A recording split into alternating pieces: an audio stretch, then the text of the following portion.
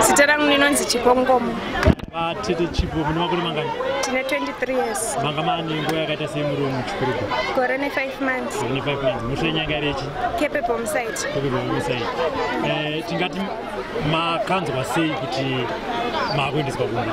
Ndanzwa ndichifara hangu nekuregererwa. Ndinoziva hangu kuti ndakatadza. Kutadzira Mwari nekutadzira nemunhu wenyama kana nemhuri chaiwo mwana wangu izvozvi kutaura nehama.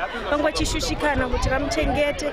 Anenge atochinjawo upenyu kubva kune imwe nzvimbo chienda kune imwe nzvimbo. Ndafara zvikuru kwazvo naizvozvo. Makaudzwa ripi kuti muri kubuda? Ndaudzwa nhasi makusema. Manzwa sei pamanzwa kuti ndatanga kufemuruka kwashande Mwari.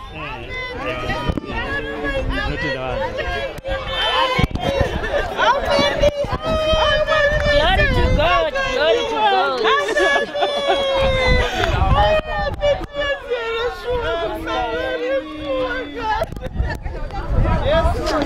Thank you, Tete.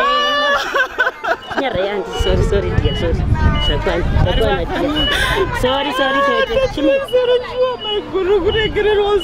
Tete. Mwari vane nyasha, Mwari vane nyasha. Mwari vane nyasha, Anzi. Mwari vane nyasha. Mwari vane nyasha, Tete, zvaitwa naJehovha.